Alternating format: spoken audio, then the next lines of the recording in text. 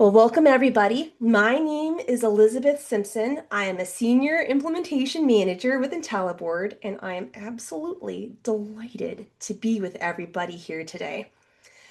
So this is the next spotlight in a multi-institution showcase of retention, advising, and student support projects using IntelliBoard. So today we are joined by two wonderful people from Isothermal Community College, Sandra Lackner and Clark Burleson. Sandra is the Associate Vice President for Student Affairs, and Clark is the Coordinator for Technology Enhanced Learning. And I am so glad that everybody here in the room gets to learn more about isothermal and all of the wonderful stuff they have been doing. So the point of this series is to highlight practical, replicable projects across U.S. higher ed, which are powered by IntelliBoard Analytics and inspired by your stories and your personal innovation. Before I hand it over to our wonderful guests, for anybody who I have not met before, IntelliBoard is a learning analytics platform. We transform your learning data to drive action. We do that by working with your existing academic technology to give you deep understanding and reveal critical insight. We're also basically LMS agnostic. Moodle, Canvas, Blackboard, D2L, these are all learning management systems is what they're called.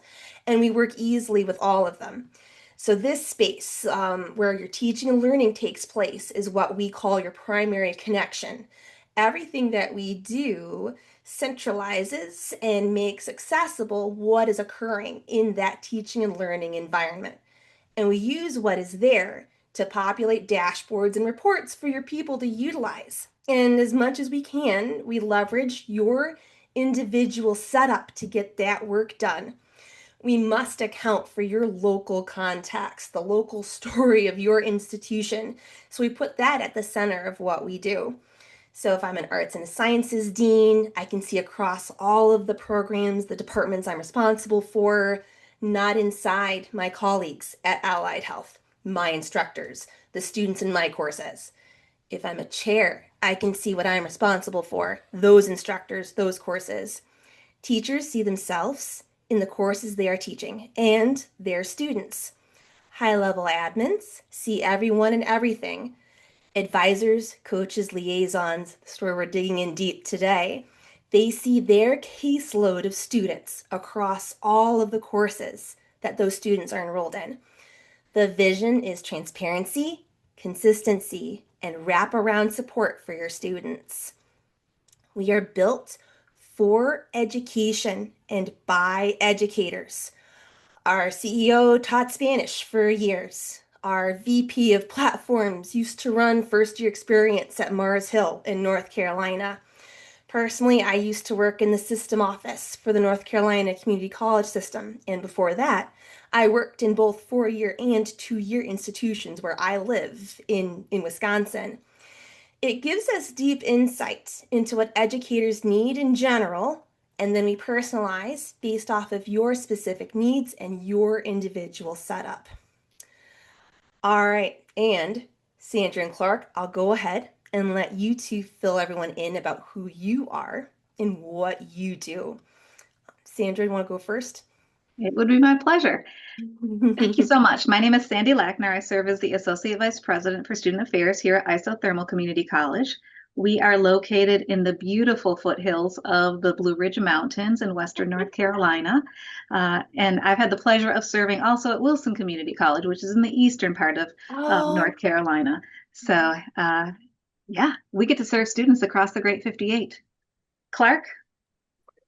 Hey there, everybody. I am Clark Burleson, and I'm the coordinator of technology enhanced learning here at Isothermal Community College. And my primary role here is being the Moodle administrator.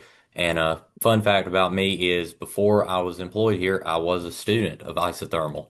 no. Oh, Clark, that's a delight. Oh my gosh, that is a delight. Oh, wow. Well, thank you both so much. Sandy, let's pass it back to you for a little bit. Could Sure. you tell us some of the brief context about isothermal for the audience?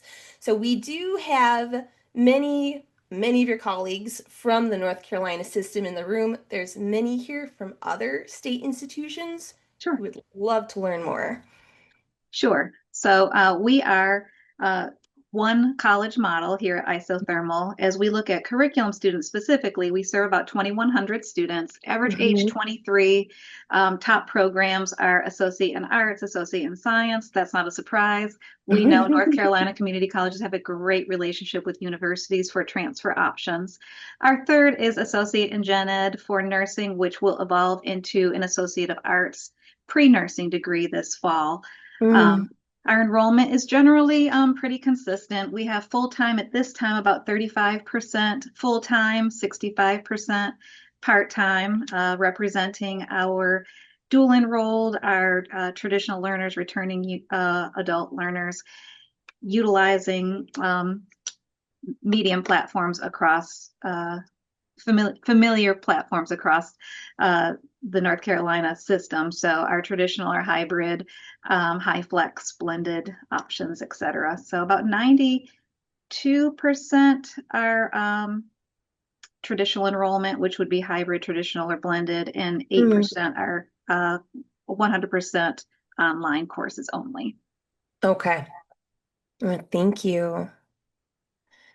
And how about you tell us a little bit about the students? Sure, sure. So while our average age is about 23, when you look at enrollment and we're looking across generations, we have about 38% adult learners, 28%, um, I'm sorry, 38% CCP and about 28% adult learners. Okay. So we really are across the spectrum. I think I just Yeah. looked at age 78 was our oldest student enrolled this semester. And we're serving all of them in very important ways. What we do know about our community is most of our students aren't primarily looking at college classes only. They're balancing work, school, family, financial pressures.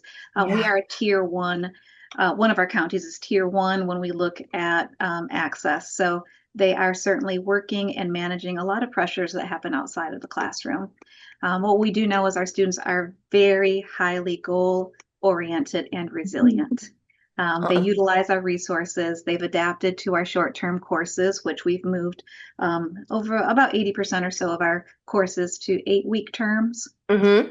They're using our support areas and they're focusing on better futures for themselves and their families. Amazing. One of those areas that we were able to relieve some pressure is reminding. So from the first day of the semester, we have started utilizing IntelliBoard to feed our CRM to send text and email reminders. So we'll talk about this a little bit more, but this last term, 95.4% of the students who received a reminder about completing their primary assignment, what we call our mandatory course enrollment activity, 95.4% of them completed that and remained in classes. Oh my So goodness. yeah, it has been. So please fill me in here. How is that Sure. story? I'm a student, well intended. It's within Hmm. the 10% window. I have not yet done anything. So like Hmm. critically, really critically at risk here, because that's usually when we lose them. But Absolutely. in like, about 95% of the time with that intervention, I would have gone on like, oh, you're right. I do need to do my MCA. Sure. It was that effective. It was, and That's we were able amazing. to each day identify those students who still Amazing. had remaining courses that didn't have an MCEA completed. So it wasn't a broad text; it was very Yeah, targeted targeted. text and email. And I'm going to throw a wrench in that. On our census date, we had a planned closure because of some renovation we're doing. So we weren't Oh even on campus, and we were no. able to get the messaging out, and students responded just greatly. Oh my goodness. That's amazing. Yeah. That's amazing. Oh, before I forget, because I get excited and I forget stuff. So Sandy, could you fill everybody in about what a CCP student is? Because this is really Yes. important. important for everybody to know exactly who we're talking about. Yes, those are our dually enrolled high school students. Mhm. And Yeah. we have incredible advising across, including advising specifically for our CCP students.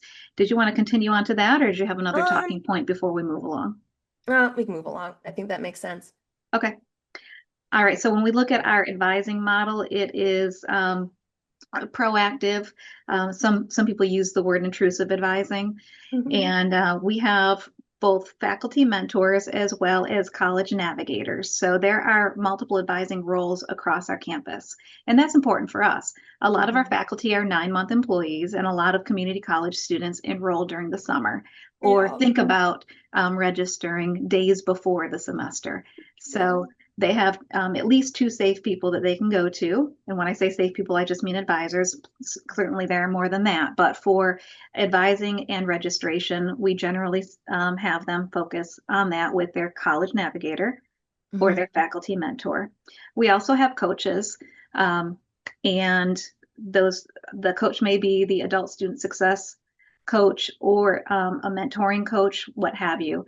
Our CCP team, they serve only CCP students for advising and registration. And then we have some career coaches that are focused in the high schools.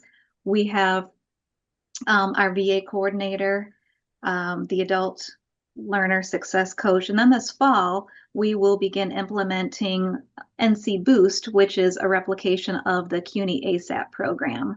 And that's another very I guess, intrusive advising and High support model. touch. Yes. Yes, yes, But very effective. and absolutely, absolutely. Well, amazing, amazing.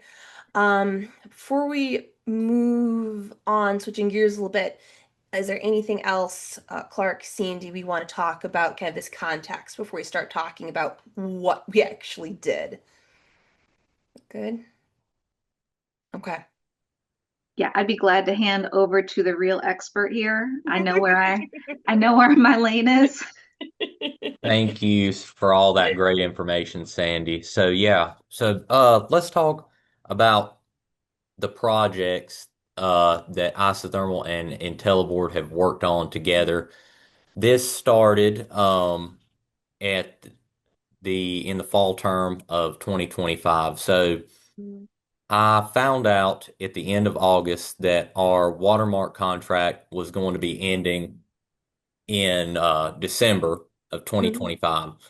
And I found out that we were going to need a replacement moving forward, and IntelliBoard was going to be the primary way to do that. So that was going to be the solution.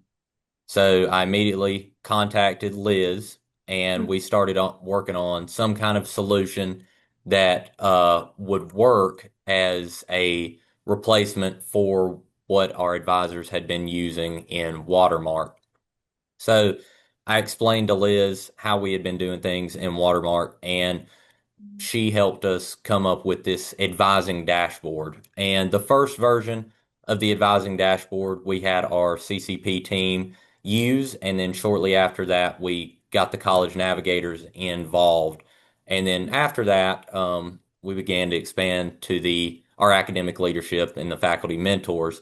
But since the dashboards began at the in the fall term, we it went through a lot of different revisions because those early versions they were missing things. So once the CP team started using them, they quickly found a lot of things they didn't that weren't included that they needed. So we had to do a lot of different changes to get it to where it is now. Anything else on that? I think you're good. Let's talk Great, about that. great. Let's talk about Okay. that story next. Excellent. So, in Teleboard for this advising dashboard, we needed to combine important data from both Moodle, but we also had to get data out of Colleague as well. And the way we did that is we used jobs in Informer 5 to SFTP that information to IntelliBoard, And Liz and the whole team did a great job combining that stuff and getting it to where it was easy to read inside of the dashboard. So some of that stuff that comes from Informer 5, that would be the start dates of courses, end dates, census date, um, students, the high school that the students enrolled in, their Yeah. age, and a lot of other information that our advisors had easy access to in Watermark. We Yeah. needed to get that same information to them in IntelliBoard. So, and from the Moodle side, it would be their grade data and Yeah. if they completed their census activity or not. So there's a combination of both Moodle and Informer 5 data inside of this dashboard. Mhm. Yeah, and just for the sake of the audience, right? Sake of the audience. The primary connection, Isothermal's case is Moodle for everyone that we work with. It is your learning management system. And just facts. There's a lot of stuff that is not in the LMS and probably shouldn't be, right? Things like the students' high school, the major, the credit hours of each course. It is very normal for that to not live inside the teaching and learning environment. That's not its purpose. And in most cases, when we're thinking about who needs to use LMS data, that's fine. When we're thinking retention, advising, student support projects like this, we often do need to get critical pieces out of that additional system. So we're going to dig more into that later. Um, but if that is a typical way that we end up doing that to kind of give everybody the best of both worlds, the filters that they need that are dependent on data from the student information system, and then combining that with that data about submission and access that's going to come from your LMS. Um, Right, right. and Clark, how about you tell us a little bit more about the actual pieces we ended up pulling together, the reports themselves. Yeah, so let's talk about the MCEA report first. So, or missing MCEA report. So, at Isothermal, we use a mandatory course enrollment activity in each of our Moodle courses, and it is just a 6 question quiz that each student is required to complete before they can move along in the course and they can complete the rest of the coursework. So, what this missing MCEA report does is just show a list of students that have not yet completed that activity inside of a course. And this is the way that we were able to get those emails and texts out to students. We use this, the data from this, to email and text students. But it helps our advisors get in contact with these students that have not completed this activity. Because for Hmm. a student to remain in the course, they have to complete this before the census date. So for our second 8 week term, that started on March 10th and the census date was March 13th. So we had to make sure that as many students if possible, if not all of them, got this activity completed. So this is the most important report in that advising dashboard. Because it's very targeted. So for again, just for everybody's awareness, so the MCEA process, this process is isothermal specific, but it is built in support of something that probably everybody in this room needs to think hard about, which is attendance for Title IV money, federal financial aid, so student loans, grants. This is the pieces that we all use to document FTE, right, things like that. So the way that the rules are like generally interpreted is that a student needs to attend in order to receive federal financial aid. And usually attendance in an online environment is at a minimum handing in something, and it must be done in the first 10% of each class.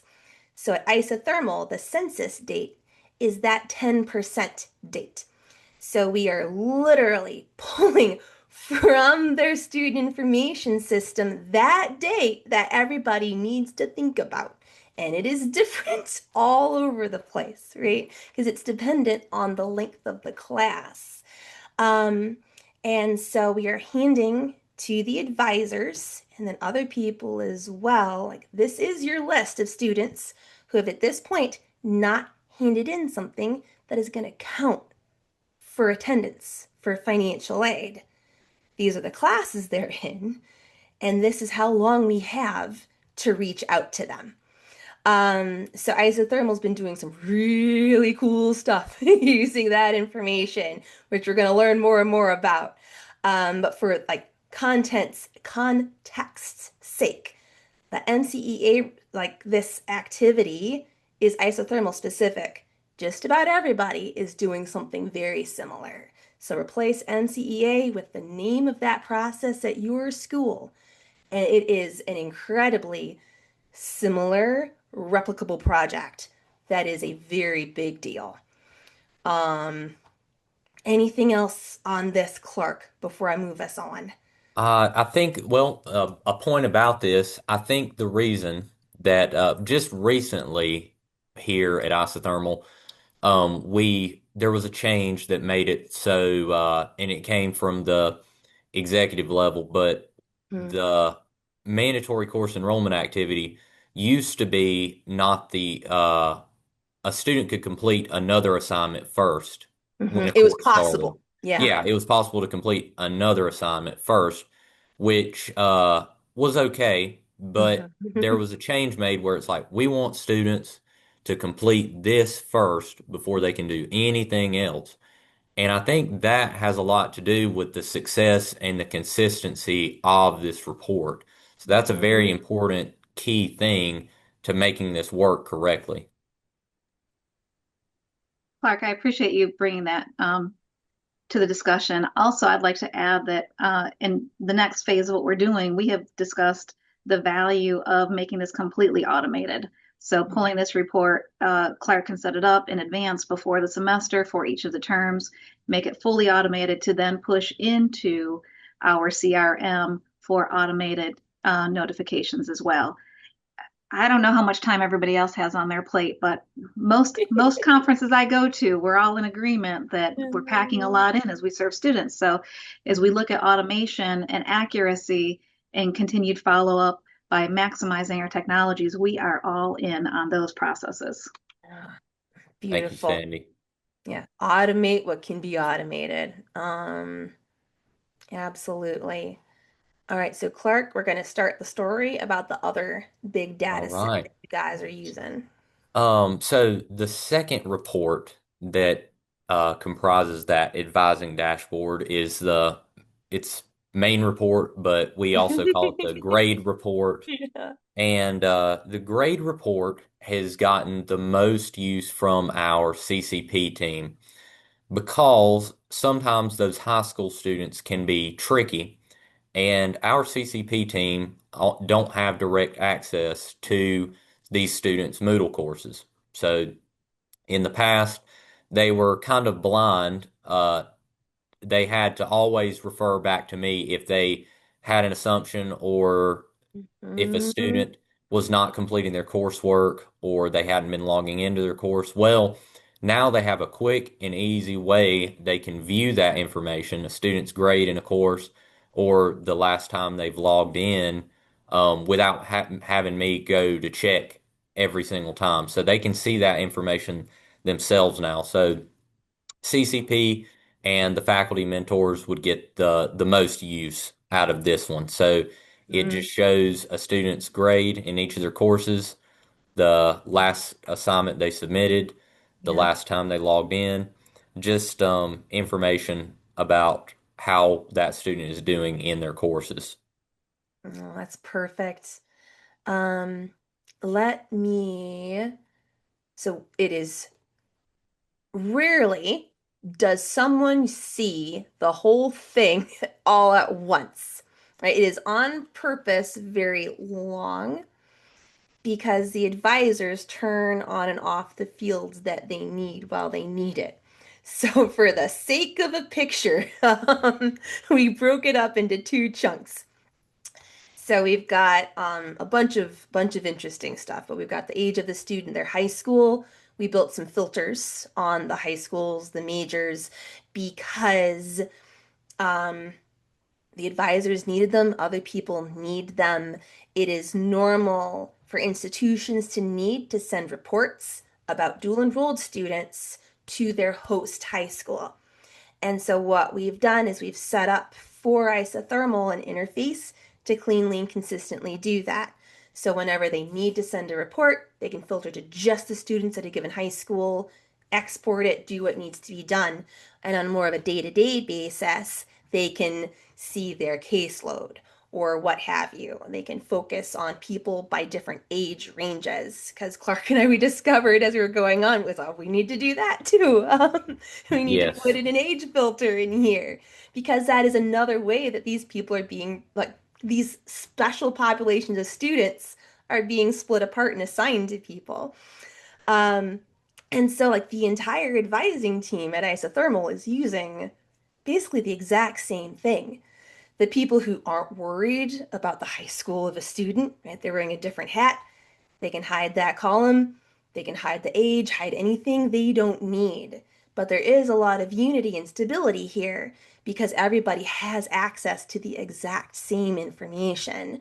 We're just changing the permissions that are managing this thing so everybody gets what they need when they need it. So we've got some data about the students, some data about the classes. So the start date, census date, end date, the hours, its delivery method. And then this last section here is for clean, consistent documentation for the data first attendance. I love it when we see a giant list of everybody doing the correct thing first. Does my heart so good. Um, and then we're also looking at the most recent thing that they've done in case anybody is seeing a gap or if anyone needs to do an R2T4 calculation. We're all funneling everyone to the same information. Is there anything regarding the data itself, Clark, Sandy, that we would like to bring up before we move on a little bit? Okay. I think that's good for now. Yeah. All right. Um, okay. So the filters. Uh, this was the part I think that a lot of the revisions and the Mhm. changes we had to make came through because the for our different advising roles, they needed just like the They age all needed filter. different stuff. They need different stuff, right? So we have staff member that only needs to see students 25 and older. So they need to be able to filter that by age. We have our staff needs to see either a first 8 week course or a second 8 week course. They can filter by census date. They get the CCP team. They can filter by high school. Now we had originally thought that we were going to make it so when the dashboard is open by one of our advisors, they're just going to see their caseload, the students that they're advising. Mhm. Well, we found out that we do a lot of cross advising here at Yeah. Isothermal. So it was actually easier to make it so where all of the advisors could see if they could use a filter, they could see either their own caseload or if they needed to look at someone else's, one of the other advisors, they could see that quickly as well. And so those filters have really helped making it easier to read these reports. So Yeah. very, very important. I think we've got the filters sorted out for the most part Mhm. after all of those revisions. Yeah, because the story about that was assignments. So imagine I'm a student and I'm having a hard time and I'm walking into the Patriot Hub looking for some assistance. We need to make sure that whoever I'm talking to has the capacity to get this information and then give me informed advice. So that is one of those stories. It's like, oh my goodness, and we actually absolutely need to account for this. We need to center the students and make sure that we are setting everyone up for success. Um, so much like the last one, users can hide whatever filters they do not use. So anybody who does not need that age box can just get rid of it. They can bring it back at any point, but it's always available to them should they need it and want to see it. All the filters are what we call sticky, so they stay remembering however you've set it to the last time you were in. So if I'm an advisor and I pick myself in here, so I see my caseload, it will stay that way until I turn it off. It's a really nice way to manage multiple sorts of needs, workflows, tasks, so an individual can set it up for themselves, not impact anybody else, but we still have a consistent place we're directing everyone to. You guys have done an amazing job. So, for everybody, very sticky. You're a hoot, Dr. Carver. um, Tell us a little bit more about what the impact of the what's the felt impact of this so far.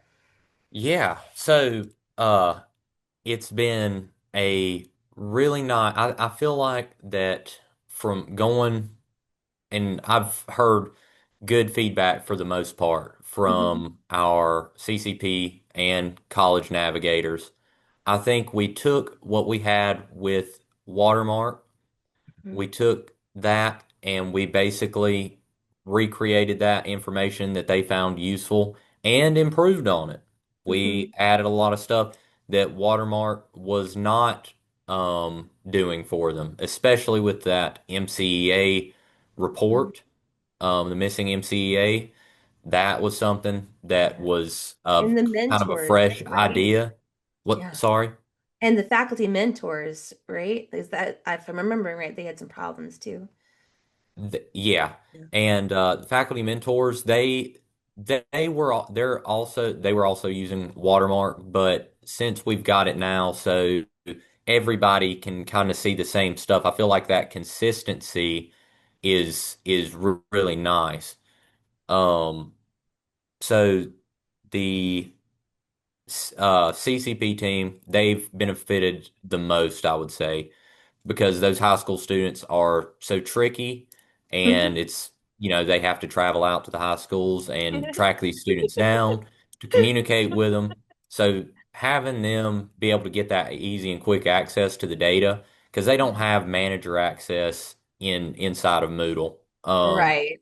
because of their security permissions, but they do have that. And if they need me to go in to Moodle and Mhm. check some of that stuff, it's no problem at all. I can follow up and double check that, but they have an easy way of finding it for each of their students now. So the let's talk about the since Sandy brought this up earlier, Yeah, yeah. the text and email outreach we did for the start of term 2. So that was we coordinated that between our registrar, webmaster, myself, and Sandy brought us all together and Hmm. said, "Hey, are we able to get this done for the term 2 start? Are we able to get texts and emails out to students for that are missing, that haven't completed their mandatory course enrollment activity?" And I we did a really good job. Now it wasn't automated or anything. None of that had been set up yet, but we're working on it. So we did a rough way of doing it. I was able to get the data out of IntelliBoard and email that out. And using Element 451, we were able to get those emails and texts out. And it, like Sandy said earlier, 95.4% of students completed the mandatory course enrollment activity after that outreach, and they got it done before the census date was up, which is on the 13th of March. Amazing. So yeah, I mean it's been really, really good. I feel like it's been successful. I think one big change there also was that we had another communication system previously. Mm, So the outreach was not necessarily new, but the personalization of it was able to change because it wasn't sending it to all students over and over through a right. previous communication system. This was really being able to tailor it and reduce, and we're using this to identify also the number of students who are completing within each day. Yeah. So we can see that the bulk are completing within day one or day two. Or if there's a trend that looks different, what do we need to change? So it has made a big difference in how we're able to tailor some of our work. Yeah. And also, just for the good of the order, the Moodle connection updates every 4 hours. So every 4 hours, we're getting more information because that is, unfortunately, that is a normal and tight window um, from March 10th to March 13th to get all those students through and managed. And every 4 hours can make a big difference. Yep. Fabulous, guys. So, for those in the room who are curious about the technical side of things, I'm going to take a few minutes to explain how this operates, right? The magic that is being done behind the scenes to get the right stuff in the right hands of the right people. So, I mentioned before that the LMS, in their case, Moodle, most the common ones in the US we easily connect to and work with all the time. Um, that LMS is the primary connection. We center the teaching and learning data. Most projects don't need anything outside of that, but sometimes it is helpful. So we accommodate additional sources of data, either via a spreadsheet for a one-time upload for something that is specific or short-term or after the fact. For projects like Isothermal's been working on, where we're enabling a success team to make informed decisions, we often need an automation to pull in the most critical pieces from these various um, resources about the students. Common things are the student major, is the student new or returning, the funding source, the credit load, academic standing, so on. The LMS updates every 4 hours. So as students are handing in work, as instructors are grading things, as students are touching stuff, we're getting that information into the hands of the support and retention teams. Um, in Moodle, it's a plugin. For anybody else, it's an API call. In Isothermal's case, outside of Moodle, we also set up an automation between their student information system. So they're on Aleutian Colleague. All of them are very similar, like what we end up needing to do.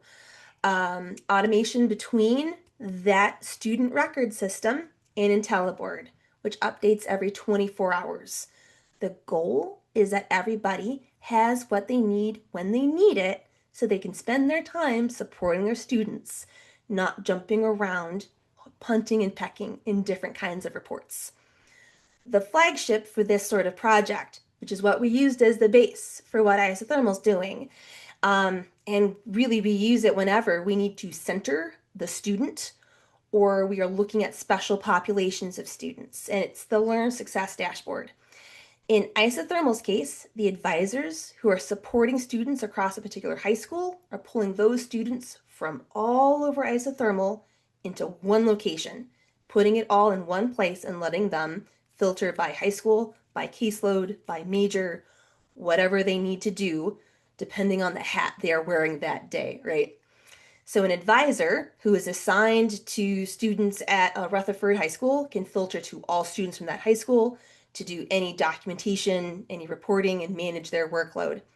In Isothermal's case, we're also bringing in the advisor, the age, because those are critical factors as well.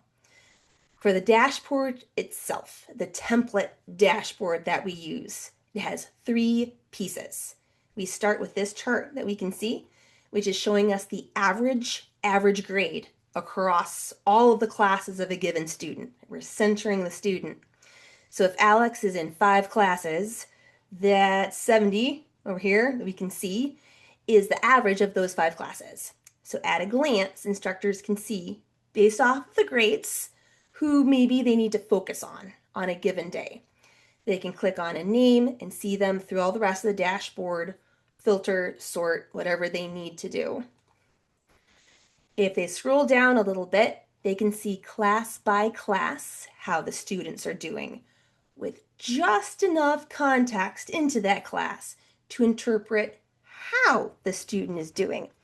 We don't need or want to give them full access to the LMS. Most of them do not want it, right? They just want to know what they need to know so they can spend their time helping students, not digging around another resource system. So, for example, we've got each class that a given student is in, the student's grade in that class, and how that grade compares to the average grade. And I'd like to sit for a moment on that because this is very critical.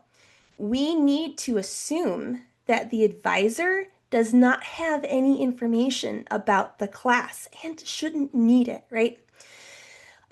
So we need to give them a little bit of context to learn more about how this specific student is doing in this class.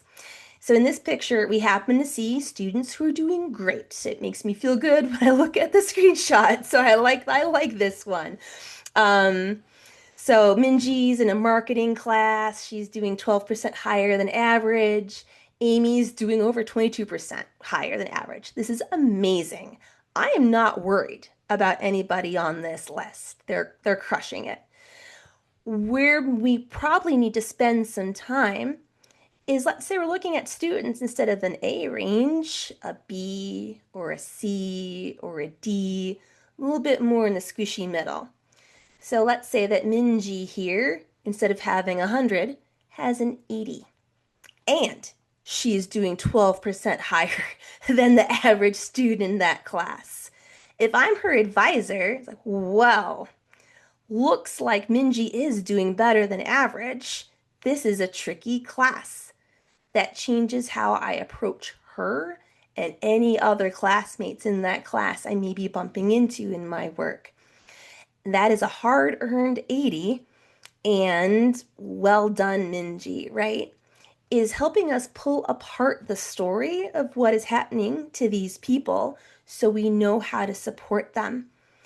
Other important points, last submission. This is the last time they have handed in something. This is a common thing to watch.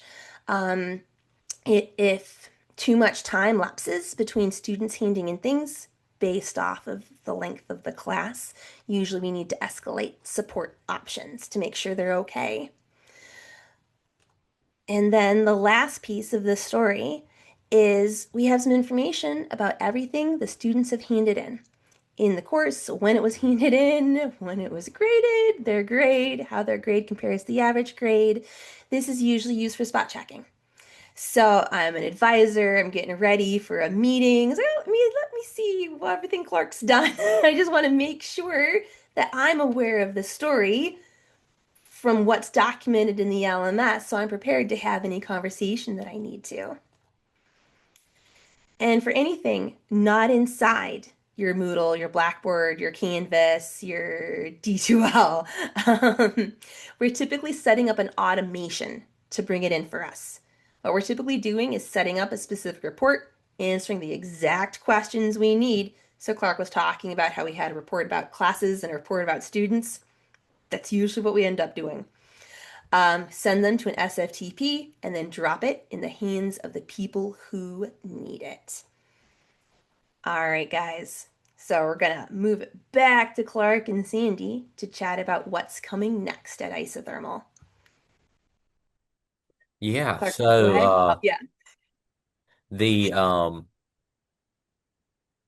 what I've done just to get help spread the word for this advising dashboard to get the word out there is used Scribe and created a short tutorial video.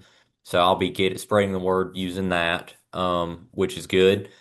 The We're looking forward to more feedback from the faculty mentors as they Mhm. start to use this. So, because they will probably have some good feedback on how to improve the dashboard and maybe some things we could add to it or additional filters similar to what we did with the CCP and College Navigator. So, there's always improvements to be made. So, that's good. We're also working. We want to, like I was talking about earlier about that missing MCEA data, getting that to our CRM. We want to automate that. So what we're doing is working on some notifications that will in IntelliBoard that will help send that data to get that data to the CRM without that data being having to manually put those emails in and send Yeah. that information out because it's a little bit cumbersome the way we did it for the this past 8 week term. It worked very well, but we Yeah, would it's a like proof of to, concept.